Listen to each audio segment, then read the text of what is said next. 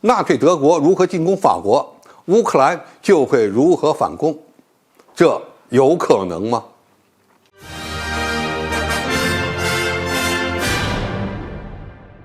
观众朋友，大家好，我是付先少。如果我们观察今天俄乌两军在乌克兰的对峙，与83年前的德国与法国的对峙有点类似。当时外界认为德国似乎根本就没有能力击穿法国的马奇诺防线。德国部署有141个师，约320万人和2245辆坦克。当时法国方面是144个师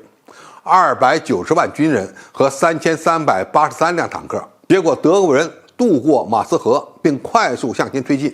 仅仅3天之后，法国总理就对丘吉尔表示，我们被打败了，我们输掉了战斗。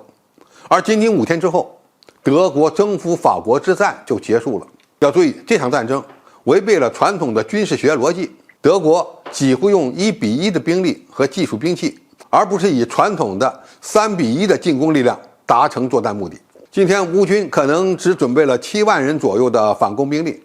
那么是否有可能击败同等规模的俄罗斯军队呢？而这场未来可能会发起的反攻，将直接决定乌克兰战场的走向。当年的法国有强大的马奇诺防线，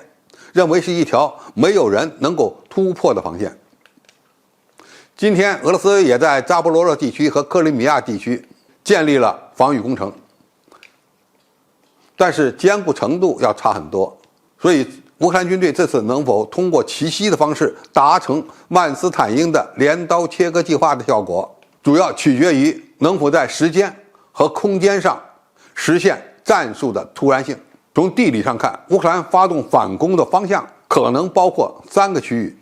一是横渡第聂伯河，攻击赫尔松州的南部地区，这个方向的进攻可以直逼克里米亚，但是要考虑到架设浮桥、提供后勤补给所面临的高风险；二是从扎波罗热州向梅利托波尔、比尔江斯克和马里乌波尔方向推进。俄罗斯可能也是这么判断的，所以从扎波罗热州开始撤出民众。随后，俄军在扎波罗热控制线以南建立了多层防御工事。第3个反攻方向，那就是攻击顿巴斯的突出部，朝卢甘斯克猛冲，夺取并控制距离亚速海不远的领土。此举有可能会切断占领赫尔松州的俄罗斯军队与其他部队的联系，并迫使他们撤离。这可以看成是去年9月份在哈尔科夫反攻成果的一个收尾。那么这3个攻击方向有可能成功吗？答案是存在一定的可能性，但是非常困难。首先，乌克兰的主要劣势是缺乏空中力量，很多人认为没有空中优势的进攻将是徒劳的，甚至无法攻击敌方的纵深，因为其后勤和前线的攻击部队很容易被对方的空中力量所打击。其次，乌克兰战场现在几乎没有兵力部署的空档可以利用，这是俄罗斯收缩战线后的结果，所以乌克兰军队可以突入俄罗斯军队的防线，但是俄军不至于出现像去年8月份那样的没有准备的情况。最后，俄罗斯军队的侦察能力虽然不强，但是还不至于无法判断乌克兰的反攻主要方向。与此同时，乌军的反攻取得成功又似乎是有可能的，因为在很大程度上取决于俄罗斯空天军是否会继续拉垮，